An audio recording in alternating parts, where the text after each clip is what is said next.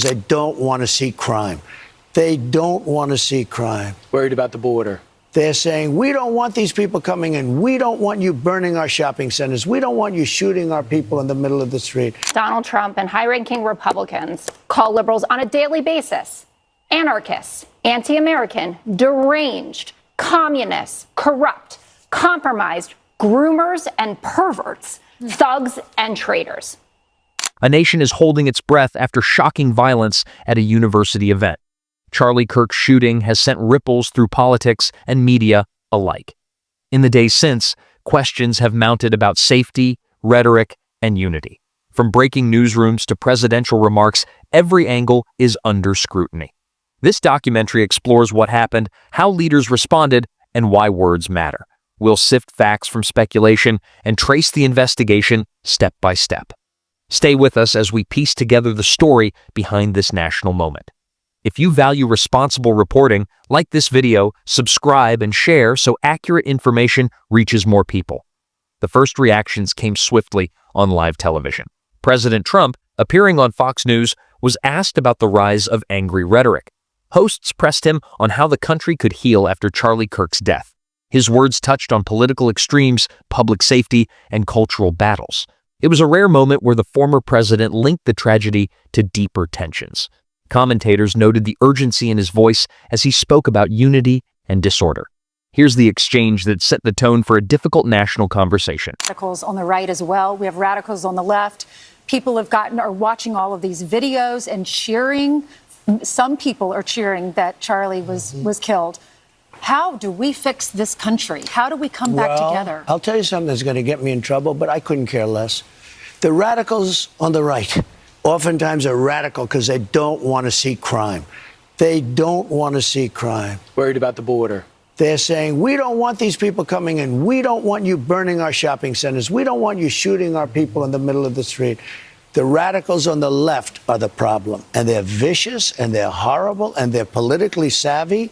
Although they want men and women sports, they want transgender for everyone, they want open borders. The worst thing that happened... Trump's remarks drew immediate attention across newsrooms and social feeds. Some praised his focus on law and order, others worried about divisive framing. The clip underscored how tragedies quickly become mirrors for broader conflicts. Analysts urged viewers to separate policy debate from personal attacks. At stake is not just one investigation, but how leaders shape public dialogue. Even in grief, the nation is weighing what words build peace versus widen rifts. That theme carried into later discussions with members of his own family. Soon after, Donald Trump Jr. addressed the incident in a Fox segment. He reflected on the dangers of political violence, regardless of ideology.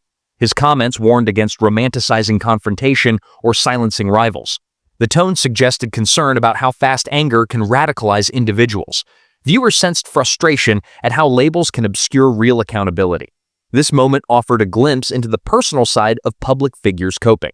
Let's listen to what he shared about extremism and responsibility. I mean, I do find, and I know Charlie and I spoke about this frequently, sort of the irony of the anti-fascists these days. They seem to be taking a lot of playbooks out of the fascists, out of the browncoats. I mean, if you don't agree with someone, kill them. I mean, that seems quite fascist to me. So, you know, I wish we would stop calling them Antifa because there's nothing anti about their fascist tendencies. It's absolutely disgusting. But there is something very odd that someone could get that radicalized with none of those footprints. So, you know, I don't want to speculate. I don't have any additional information about what these things are. But I will say, watching the left turn this violent when they don't get their way. It's almost as though, Martha, they know they've lost the plot. Trump Jr.'s language sparked discussion about whether rhetoric fuels instability. Media panels debated how online narratives may encourage lone actors.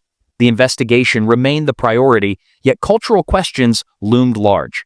Security experts reminded audiences that motive cannot excuse violent acts.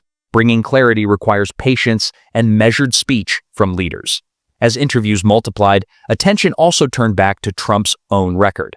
That became evident when another Fox host put events into political context. Commentary broadened as anchors examined how rhetoric meets accountability. One Fox News host compared reactions to other controversies facing public figures. She noted how legal troubles and political branding intersect in today's media.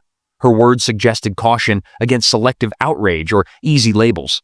Observers say such reflections help audiences see the full civic landscape. The focus remained. Violence must never eclipse due process or truth. Here's part of her segment as the investigation pressed on. But I really need everyone to spare me the faux outrage and the pearl clutching about this. Little collection of things that Donald Trump and high-ranking Republicans call liberals on a daily basis: anarchists, anti-American, deranged, communists, corrupt, compromised, groomers and perverts, thugs and traitors. Now, she was explicit that she was talking about a subsection of the Republican Party the same way that Joe Biden is when he talks about this MAGA extremism.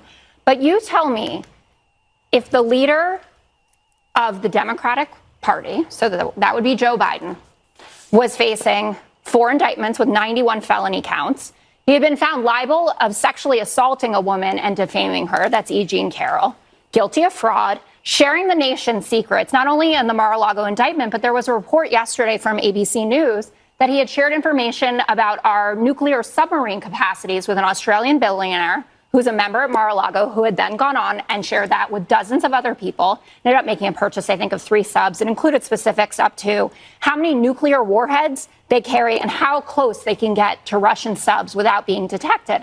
And then I told you, so all of that is happening, and he's shooting up in the polls. And when you see those interviews of Trump supporters outside of the rallies, they're like, none of this is true. It's the big lie. He won the election, et cetera. And you wouldn't say to me, you guys are in a cult? It's actually tame, what Hillary Clinton was saying. Her framing highlighted the tension between criticism and collective grief. Analysts warned against letting partisanship harden before facts are known. They stressed that accountability for any crime belongs in the courts. Meanwhile, communities gathered to honor Kirk and support investigators. Across Utah, tributes mixed with resolve to keep civic debate peaceful. That sentiment shaped the next conversation on Fox and Friends. Hosts there turned to the role of citizens and calm in times of shock. On Fox and Friends, hosts reflected on the local community's response. They noted how residents avoided escalation and instead prayed for justice. Panelists praised Utah officials for urging patience during the manhunt. The discussion emphasized staying fact-focused rather than spreading blame. It was a reminder that public cooperation aids investigators most. Their talk also raised questions about how quickly authorities judge suspects. Let's hear their conversation about unity and caution. Glad he made that point yesterday, in particular because we've seen this play out in our country, unfortunately, when there have been other deaths. Sometimes something will happen, and immediately you'll see massive protests, looting, fires, people... On one side. Generally, it's on one side. And the fact is, a credit to the great folks over in the state of Utah. I also was touched because... Maybe a credit to conservatives. Indeed. And I was really touched when he said, listen, we didn't want it to be one of us. We didn't want it to be somebody from our great state. I know the Beehive State pretty well, being a Colorado kid, but I was really heartened to see how the community writ large was prayerful. They were calm, and everyone seemed resolute that this eventually would come to an end, and thank God they caught this guy. Yeah, well, the governor of Utah said that he was absolutely certain this was a lone person. I don't know how he can be so certain. Frankly, I don't even know how the FBI can be so certain right now. And whenever they come out very early and say they're certain that there's no one else behind it, that always makes me a little suspicious. Yeah. But he did also point the finger at social media, which is a fair place to land. Listen. Their measured approach resonated with viewers hoping for steady leadership. Law enforcement sources urged everyone to allow evidence to guide conclusions. Officials emphasized that rumors only hinder complex investigations. For families shaken by violence, restraint can feel difficult yet necessary. Communities flourish when empathy overrides impulse or anger. Even state leaders echoed that call for perspective and balance. Governor Spencer Cox addressed the bigger picture in his remarks. Utah's governor framed the shooting within a wider cultural challenge. He warned that constant exposure to violent imagery harms society. His words urged citizens to unplug, seek calm, and nurture their circles. He called this a potential turning point, depending on how Americans respond. Analysts viewed his message as both cautionary and hopeful. Moments of tragedy, he said, test whether division or decency wins. Here's Governor Cox speaking about that choice. I absolutely believe that this is a watershed in American history, yes. The question is what kind of watershed? And that chapter remains to be written. Is this the end of a dark chapter in our history or the beginning of a darker chapter in our history? We are not wired as human beings biologically, historically. We have not evolved in a way that we are capable of processing those types of violent imagery. And by the way, we've seen another one with a gruesome stabbing very recently that went viral. This is not good for us. It is not good to consume. Social media is a cancer on our society right now. And I would encourage people to log off, turn off, touch grass, hug a family member, go out and do good in your community. The governor's appeal invited reflection beyond headlines and politics. He linked safety to empathy, asking people to value dialogue over outrage. Commentators noted that healthy communities grow from trust, not fear. Such voices offer balance while justice runs its course. Investigators continue piecing together evidence with public help. Whatever the outcome, civic resilience depends on facts and fairness. That message closed a turbulent week for Utah and the nation. The story of Charlie Kirk's shooting is still unfolding. Police progress, public debates, and calls for calm all shape its course. This case challenges Americans to reject violence while upholding free speech. Media voices, leaders, and citizens alike share responsibility for dialogue. Respectful inquiry honors victims and protects communities from future harm. As updates emerge, we must weigh words carefully and support lawful solutions. Stay informed, stay thoughtful, and let truth guide the path forward.